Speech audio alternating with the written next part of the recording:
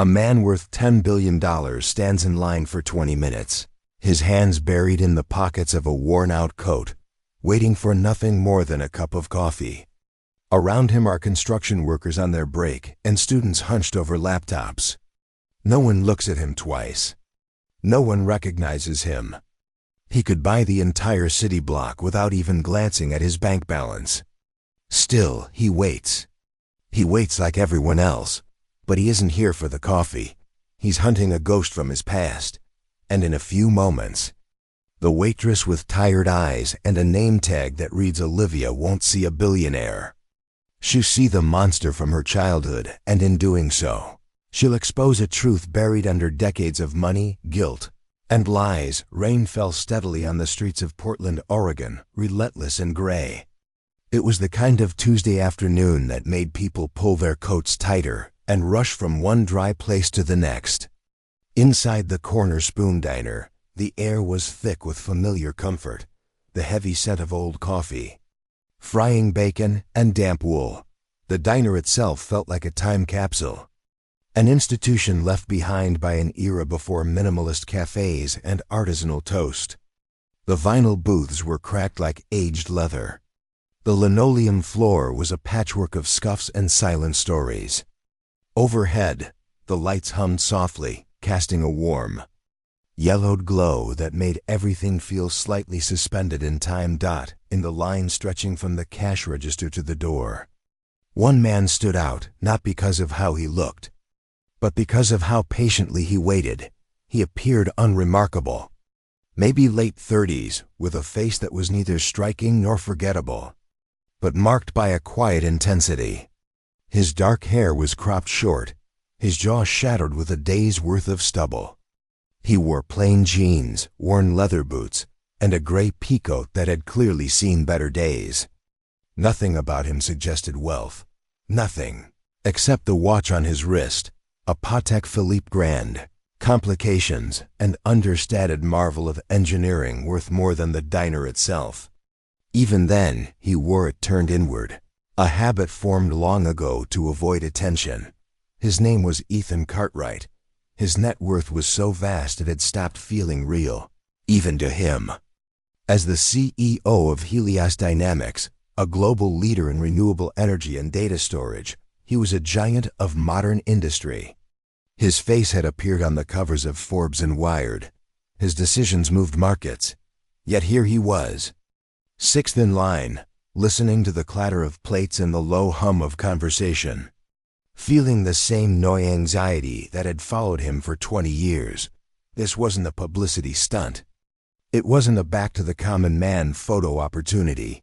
His security team was parked 2 blocks away in an unmarked sedan, under strict orders not to intervene, unless he gave a clear signal of danger. Ethan was here on a personal pilgrimage, a desperate, last-ditch attempt to find someone who might not even want to be found.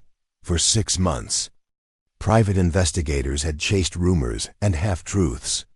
Every trail went cold. Every whisper led back to the same place, this part of the city, this neighborhood, the anonymous working-class heart of the city he once called home. Next, a voice called out. Tired, but firm. Ethan shuffled forward. The line was a snapshot of the city itself. A nurse at the end of a long shift. 2 construction workers arguing about football. A college student lost in her headphones. Each person wrapped in their own life, their own worries, their own small victories. For the first time in years, Ethan felt something unfamiliar. Normal. In boardrooms and private jets, he was a symbol, a brand, a force. Here, he was just another guy waiting for a table. Eventually, the hostess, a young woman with pink hair and a bored expression, jerked her thumb toward the back. Booth in the corner's free. Olivia'll be with you in a minute. Ethan nodded, his heart pounding in an uneven, unfamiliar rhythm. He slid into the booth, the cool, cracked vinyl pressing against his back. Resting his hands on the worn Formica table, he traced the faint scratches with his thumb. From where he sat, he could see the entire diner, the cooks moving in practiced rhythm behind the counter, steam rising from the grill. servers weaving through tables with effortless precision, and then he saw her. She moved with the efficiency of someone who had done this job for years. Her brown hair was pulled into a simple ponytail, loose strands sticking to her temples. Her uniform, a black polo and apron, was clean but faded. She looked exhausted. Lines framed her eyes that shouldn't have been there. On a woman not much older than he was, her name tag sat neatly against her chest. Olivia. She wasn't smiling, but she wasn't cold either. Just tired, steady, unaware that her next table was about to drag the past, screaming into the present. She took an order from a family with two loud, restless children, her expression calm and patient, her movements quick and practiced. She refilled coffee cups, cleared plates, and slipped through the narrow aisles with a kind of grace that came from long hours and necessity. Ethan watched her, his breath catching in his throat. It couldn't be. Could it? 20 years was a lifetime. Faces changed. People faded, became shadows of who they once were. He had been chasing a name, an idea, a ghost. But seeing her in front of him, real, moving, alive, was different. This wasn't a memory. This was flesh and blood. He had to be sure. He had to know. His fingers tightened around the edge of the table until his knuckles turned white. He waited, barely breathing. The fate of his entire search, the hope of an absolution he wanted, more than any business victory, rested on the next few minutes. Everything came down to a tired waitress in a corner diner on a rainy Tuesday afternoon. Olivia Chun felt his gaze long before she reached his table. It wasn't unusual in her line of work. Sometimes it meant a customer was waiting for a refill. Sometimes it was an unwanted stare. But this felt different. He wasn't just looking at her, he was studying her. Like he was searching for something. She grabbed a menu, a glass of water, and a bundle of silverware wrapped in a paper napkin, then headed toward the corner booth. "Sorry for the wait," she said, her voice neutral and automatic. She set the items down without looking up, her mind already juggling the other tables in her section. "What can I get started for you?" "Coffee," the man said. His voice was quiet, deeper than she expected. "Black?" "Just coffee for now." She finally looked up. His eyes were a deep, searching gray. There was something unsettling in them, a strange blend of hope and fear. For just a split second, a spark of familiarity jolted through her, faint but electric. She dismissed it immediately. She saw hundreds of faces every week. They blurred together. "Yes, for now," he said, never breaking eye contact. She gave a short nod and turned away toward the coffee station. But the feeling followed her. It was like trying to remember the name of a song you'd only heard once, years ago. A phantom hovering just beyond reach. She poured the coffee, the dark liquid steaming as it filled the thick ceramic mug.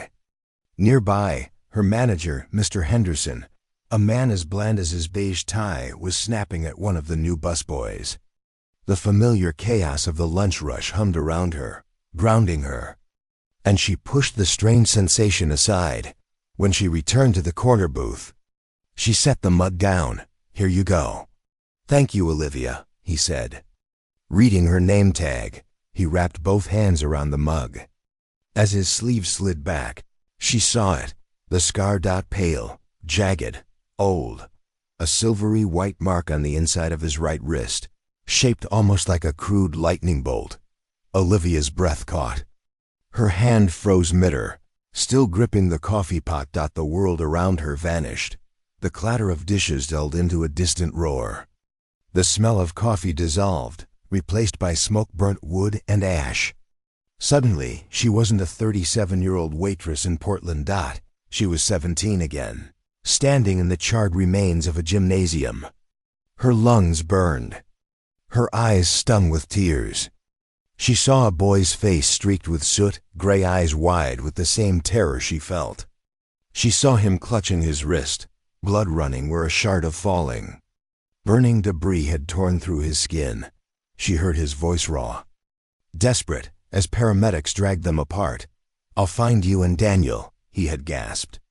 "I promise, no matter what." The coffee pot trembled in her hand. A few drops spilled onto the table, hissing softly. The man looked up, his quiet observation instantly shifting to concern. "Are you all right?" Olivia stared at him. Really stared. She looked past the expensive watch he tried to hide, past the subtle signs of comfort and success. She saw the boy. His jaw was stronger now, his face older, worn by a different kind of fear. But the eyes were the same. The same stormy gray, the same haunted intensity. "Ethan," she whispered. The name felt unreal on her lips. A ghost she hadn't spoken aloud in 20 years. A name buried beneath resentment, anger, and a grief so deep it had reshaped her entire life.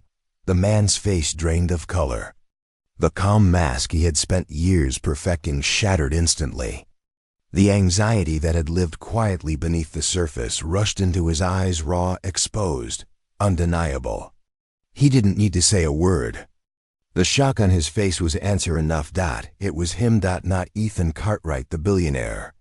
Not the titan of industry splashed across magazine covers. It was Ethan, the boy from St. Jude's, home for boys and girls. The boy who had been her friend. The boy who had made a promise in the middle of a fire and then disappeared from the face of the earth. "Olivia," he breathed, his voice cracking. The coffee pot slammed onto the table with a sharp clatter, loud enough to make nearby heads turn.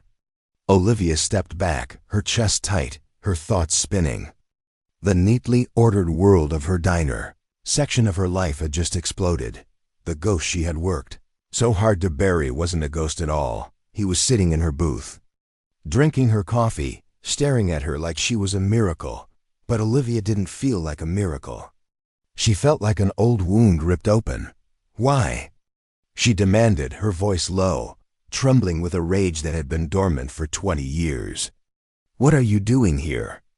The narrow alley behind the diner was cold and damp, reeking of wet cardboard and grease. The rain had eased into a miserable drizzle. Olivia stood with her arms wrapped tightly around herself, her thin polo offering little protection from the chill. Ethan stood a few feet away, awkward and out of place among overflowing dumpsters and stacked milk crates. The faded red brick walls seemed to swallow the silence between them. I've been looking for you," Ethan said at last. His voice strained. Olivia let out a sharp, bitter laugh.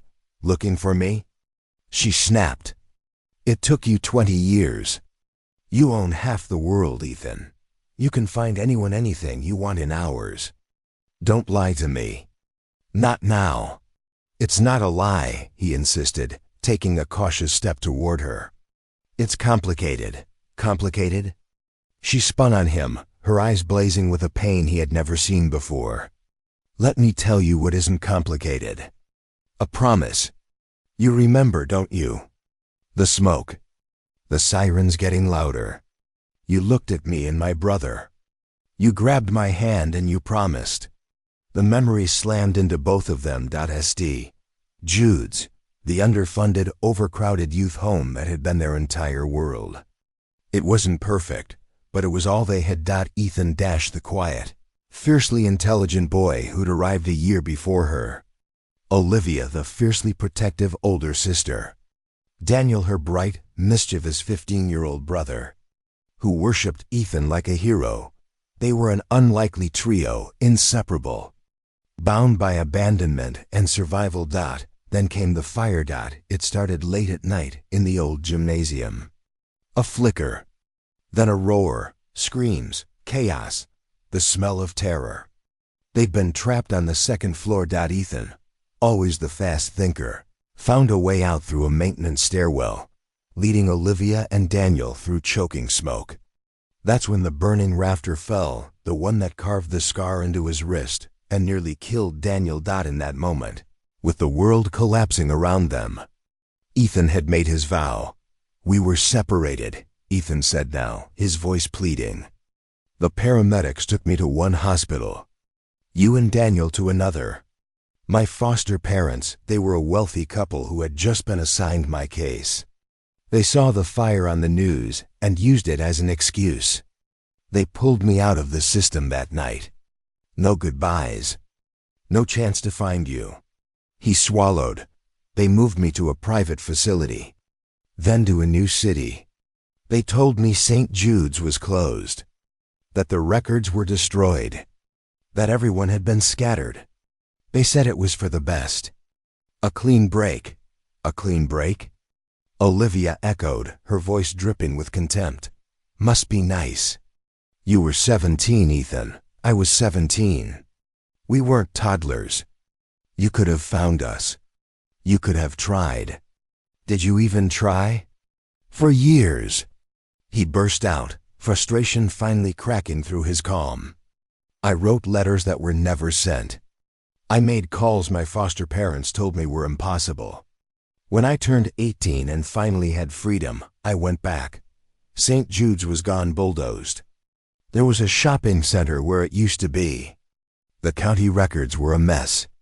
No one wanted to help a former ward of the state track down his friends." His voice dropped. "And then life happened.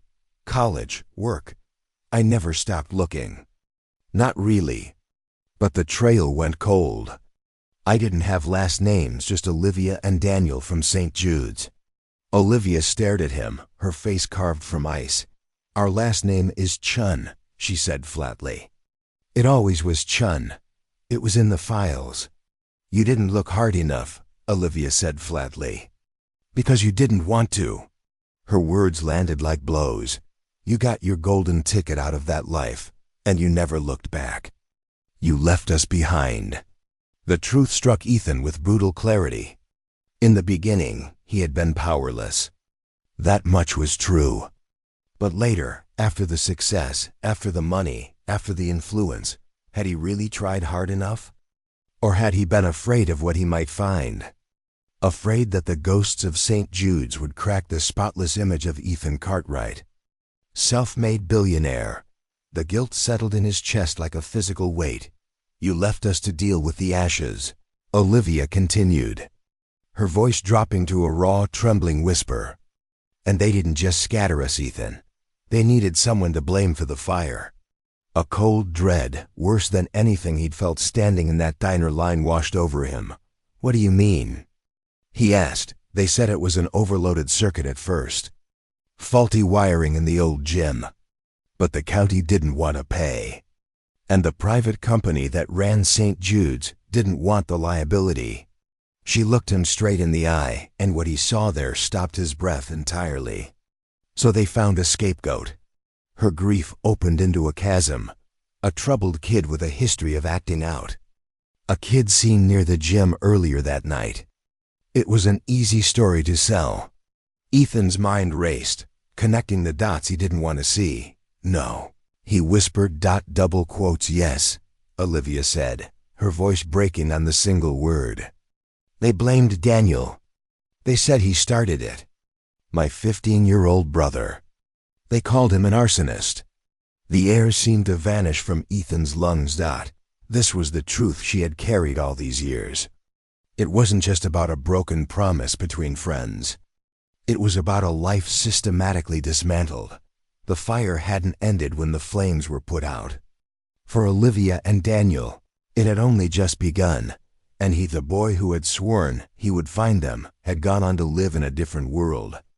Completely unaware of the true cost of that night. The drizzle thickened, pressing strands of Olivia's hair flat against her forehead. Ethan stood frozen as cold rain seeped through his coat, doing nothing to extinguish the blaze of guilt raging inside him. Daniel. Sweet, energetic Daniel, who could hot-wire a junked car but was terrified of thunderstorms. The idea of him intentionally setting that fire was absurd.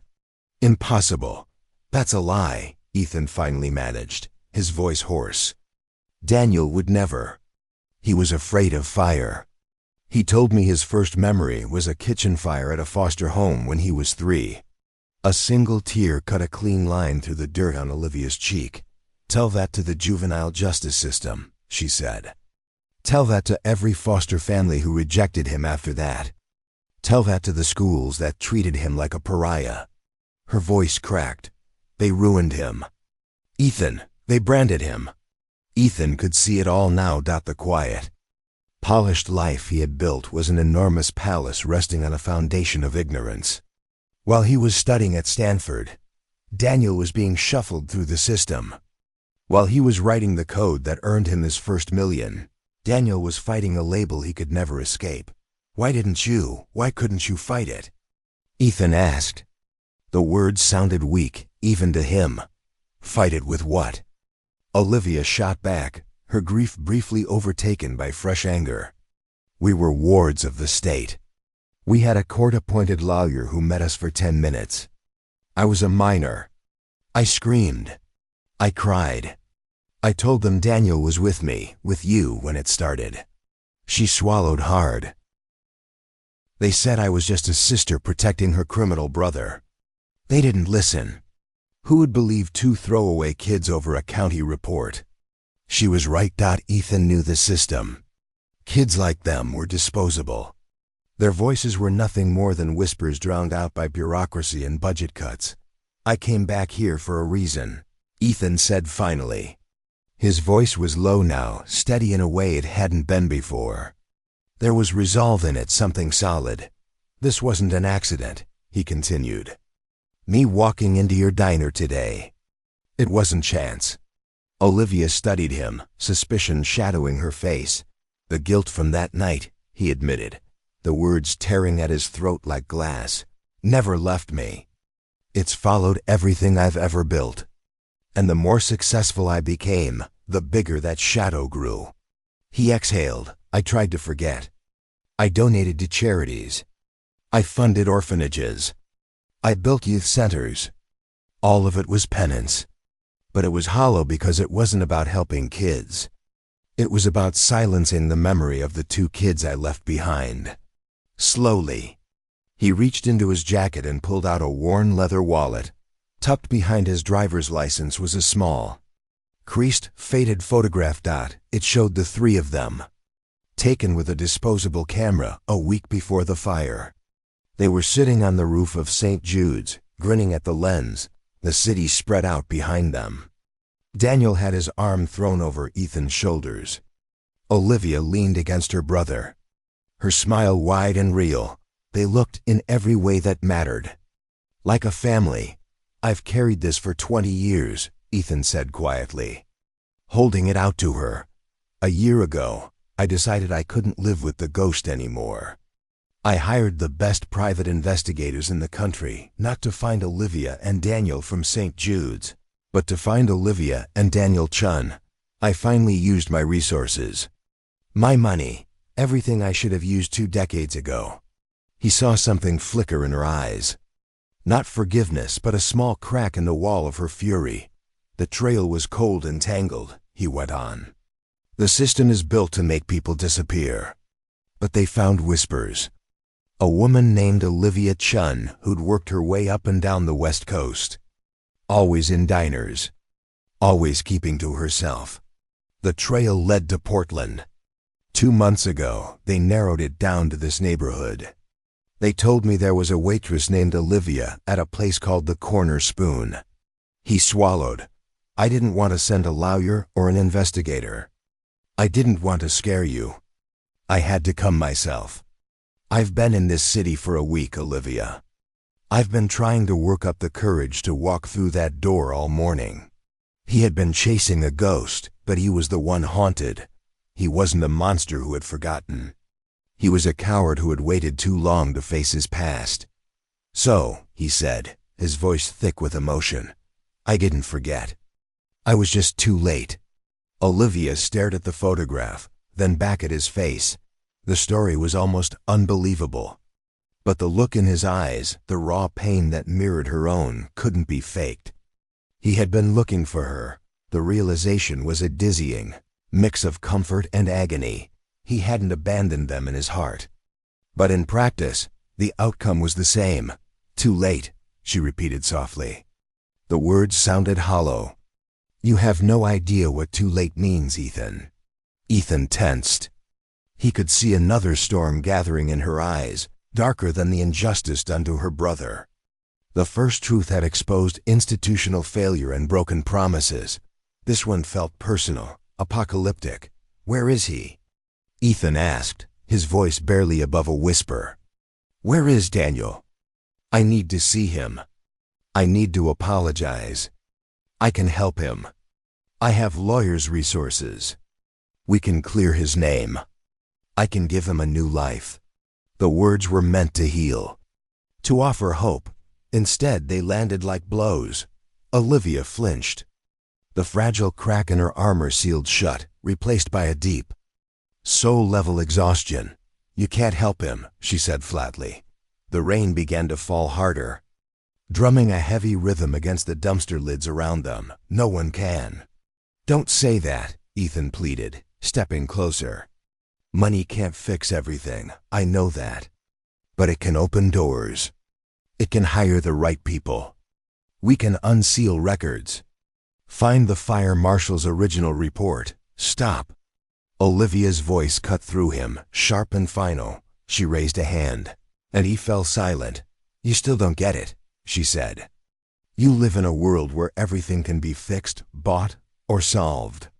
But some things are broken permanently." She took a deep, shuddering breath, the kind someone takes before plunging into icy water.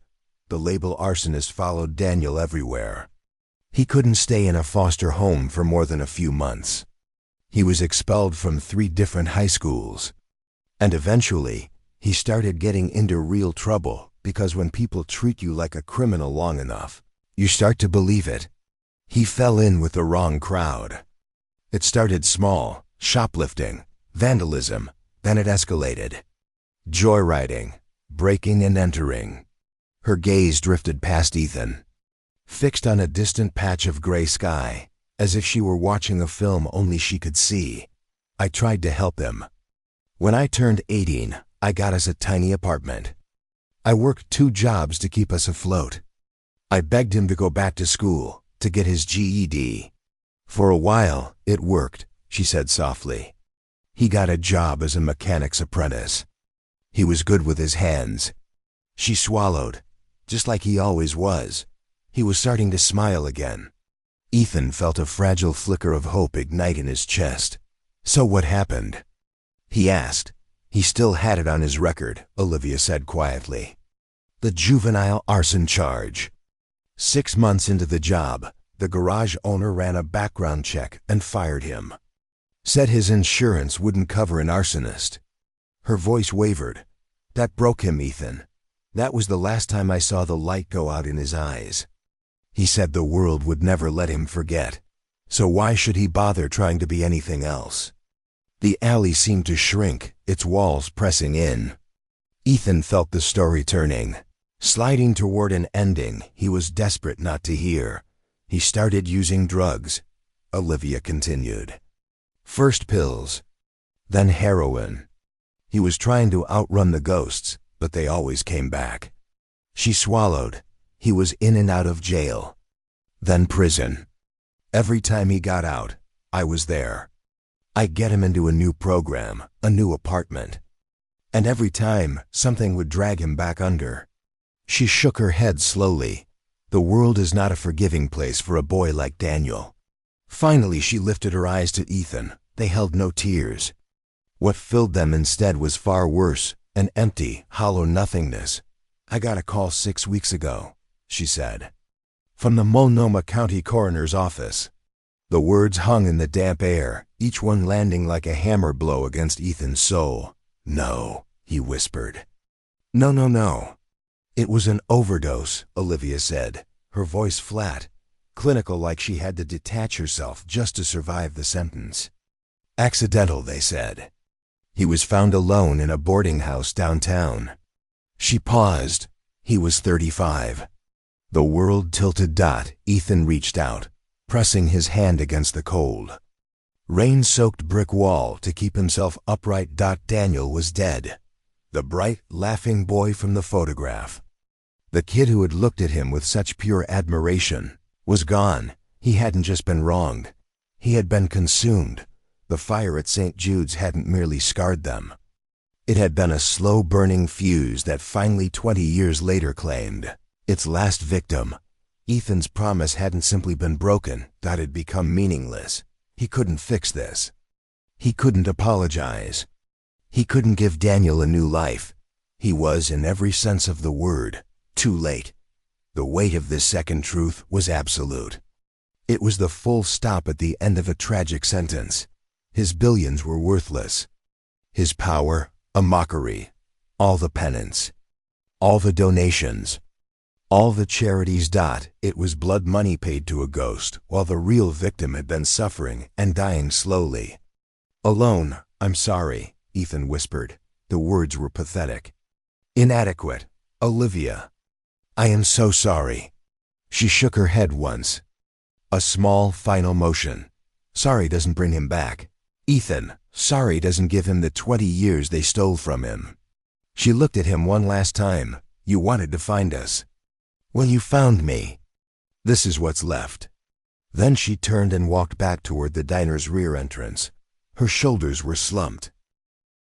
Ethan Cartwright, the titan of industry, was left alone in the rain, carrying the wreckage of 2 lives on his conscience. For 2 days, Ethan Cartwright did not leave his suite at the Nines Hotel. He canceled his meetings, ignored the frantic calls from his board, shut the world out completely. He sat in silence. The glittering city lights outside his window, a bitter irony. He had built an empire on logic, on patterns, on solving impossible problems. But the problem of Daniel Chun had no solution. It was a debt that could never be repaid. Grief and guilt formed a paralyzing cocktail. He could sell his company, give every last cent to Olivia, and it would change nothing. It would be an insult, an attempt to put a price on a life that had been systematically dismantled. The boy in the photograph deserved more than that. He deserved more than apologies and hollow gestures. He deserved justice. On the 3rd morning, something shifted. The paralysis hardened into resolve. Ethan couldn't bring Daniel back, but he could burn down the system that had let him die. He could give him back the one thing they had stolen: his name. Ethan picked up his phone. His first call wasn't to his coup or his wealth manager. It was to Joanna Finch. Finch was a legend, a semi-retired corporate litigator known simply as the Shark. Ruthless, brilliant, terrifyingly expensive. She took impossible cases for the sheer thrill of the fight. Joanna, it's Ethan Cartwright, he said. I have a job for you. I'm not calling about Helios. This is personal. He told her everything, from the night of the fire at St. Jude's to the alley behind the diner. And this time, he didn't spare himself. He laid bare his delay, his cowardice, his guilt, every word. When he finished speaking, there was a long silence on the other end of the line. This isn't a lawsuit, Ethan. This is an archaeological dig, Finch finally said, her voice raspy and sharp. The records are sealed. The witnesses are scattered. And the key victim is deceased. What's the win here? The truth, Ethan said simply. I want Daniel Chun's name cleared. I want it on the public record that he was not an arsonist. I want to find the person or the entity responsible for that fire and the cover-up that followed. And I want them held accountable, whatever it takes.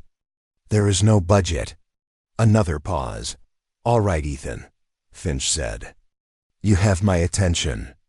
I'll be in Portland tomorrow. Wire the retainer and have your investigators send me everything they have. And I mean everything. The moment he hung up, Ethan became the architect of a new kind of enterprise, not for profit, but for restitution. He turned the full force of his intellect and resources, the same tools that had built his fortune, toward dismantling a 20-year-old lie. He reassigned his private investigation firm, a team of former federal agents and intelligence analysts. Their new mission was clear: find every person who had been at St. Jude's that night. Staff, children, firefighters, Police. Find the original fire marshal, Walter Galloway, who had signed the initial report. Find the executives of Vidian Group, the private management company that ran St. Jude's. Within a week, Finch had assembled a legal team in a rented office space downtown. The conference room walls were covered with whiteboards mapping timelines, names, and connections. It looked like a war room, and in a way, it was. The first breakthrough came from the investigators. Walter Galloway, the fire marshal, was now 78 and living in a retirement community in Arizona.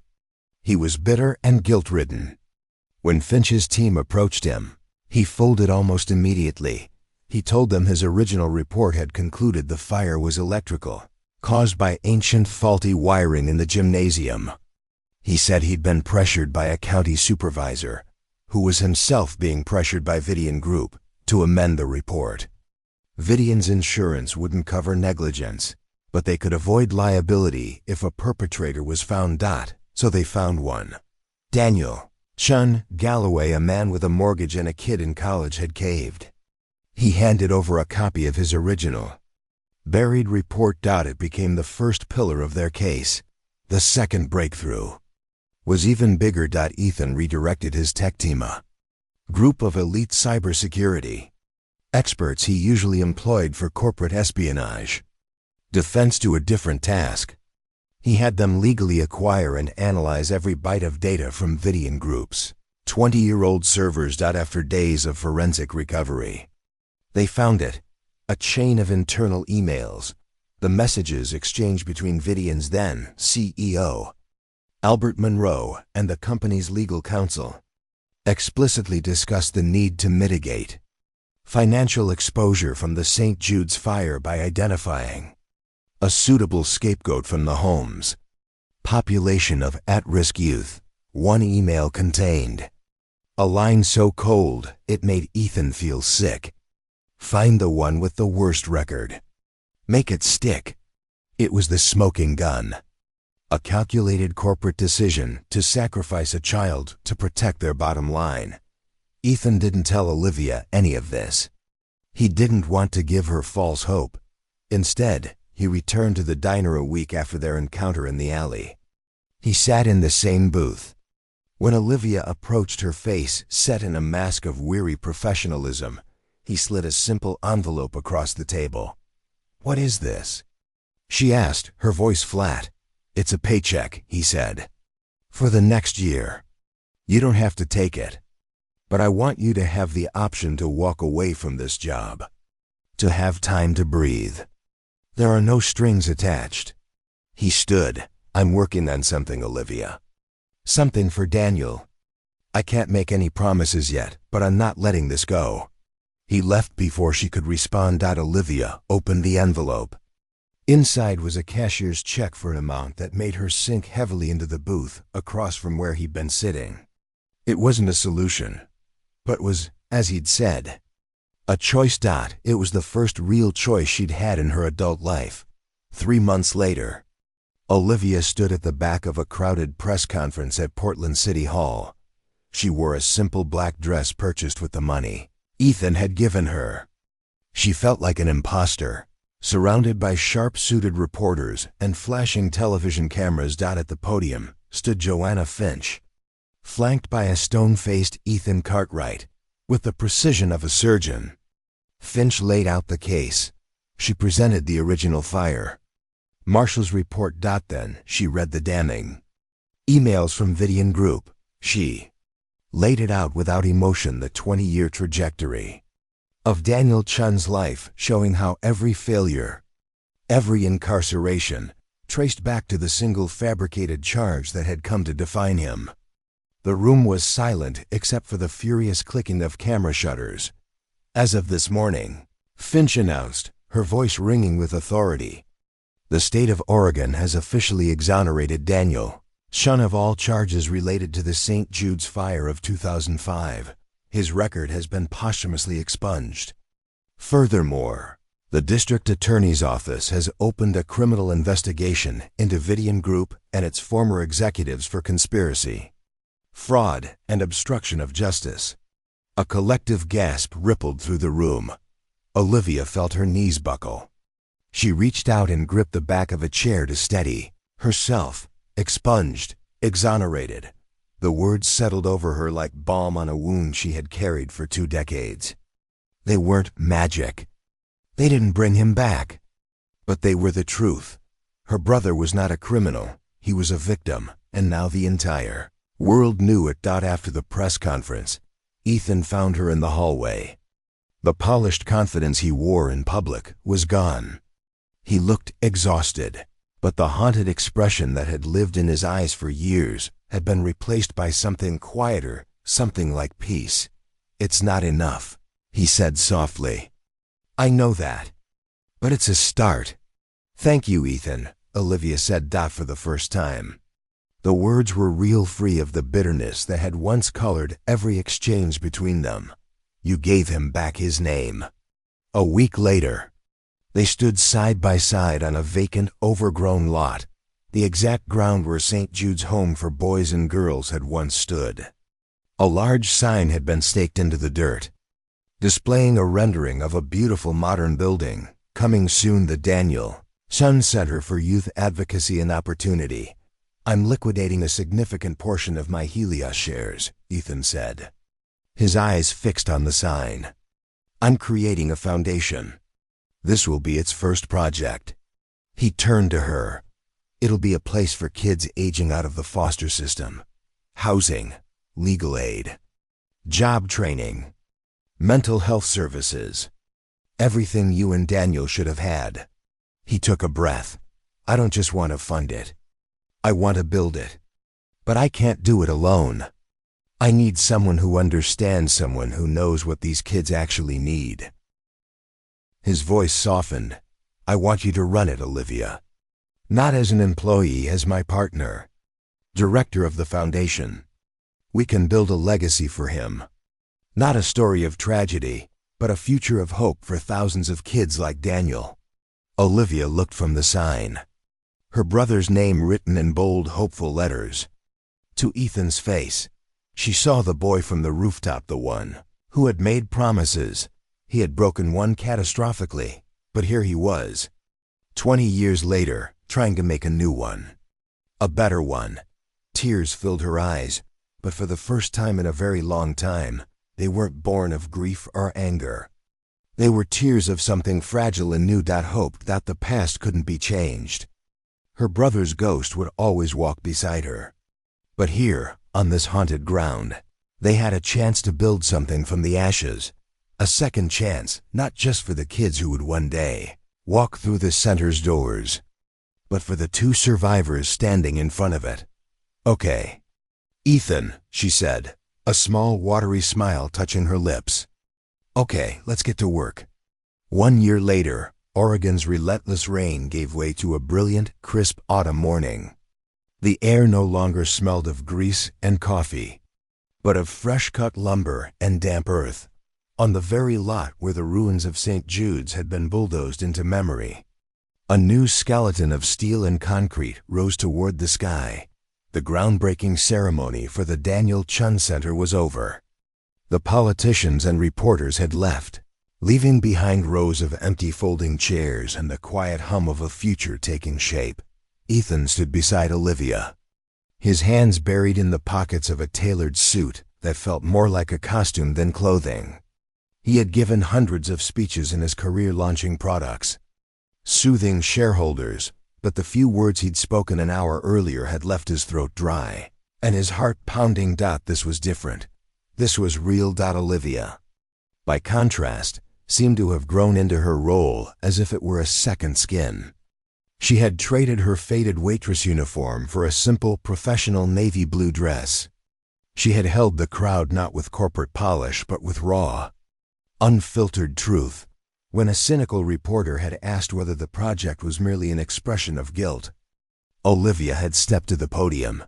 "Guilt is an engine," she said, her voice steady and clear, silencing the crowd. "It can drive you into the ground, or it can drive you to build something better. We're not here to erase the past. We're here to honor a victim of it by making sure it never happens again." Every dollar in this foundation is a promise to a child in this city. A promise that their name matters, that their story will be heard, and that they will never ever be treated like a line item on a balance sheet.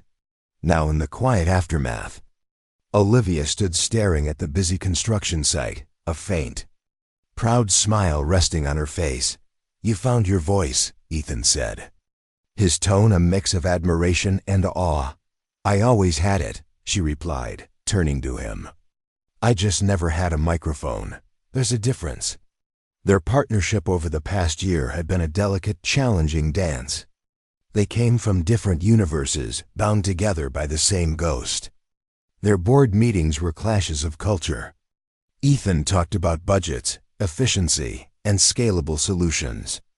Olivia talked about trauma, trust, and the need for a non-judgmental space. She had vetoed his proposal for biometric security scanners at the entrance, insisting on an open-door policy that felt welcoming, not punitive. In turn, he tempered her instinct to help every single person with the hard realities of building something sustainable. They argued. They compromised. And somewhere in that friction, they forged a powerful, effective alliance. "I was reviewing the final blueprints with the architect this morning," Ethan said, changing the subject. "The West Wing, the residential floor. I have a question about your budget allocation for the furnishings. It's 30% higher per unit than the industry standard for facilities like this." Olivia didn't hesitate. "I know, I specified it. It's not efficient," Ethan said carefully. "We could house more kids if we cut back on those amenities." She met his gaze, her expression steady and intense. "And what's the first thing those kids will think when they walk into a room with a cheap bed and a particle board desk?" she asked. "They'll think, this is all I'm worth." She didn't look away. They've been told that their entire lives by every institution they've ever known. For once, I want them to walk into a space that feels like a home. A place that tells them they matter, that they deserve comfort, that they deserve something beautiful. She paused. "What's the ROI on a teenager's self-worth?" Ethan was silent. He looked at the rising structure, not as steel beams and concrete, but as the echoes of 1,000 lonely nights spent in sterile, uncaring rooms. He saw his own past. He saw Daniel's. "You're right," he said finally, his voice low. "You're absolutely right. Approve the budget." A comfortable silence settled between them as they watched a crane lift a massive steel beam into the air. It hung suspended against the brilliant blue sky before workers expertly guided it into place, swarming to bolt it down. One piece of a vast, complicated puzzle. "Does it ever get easier?"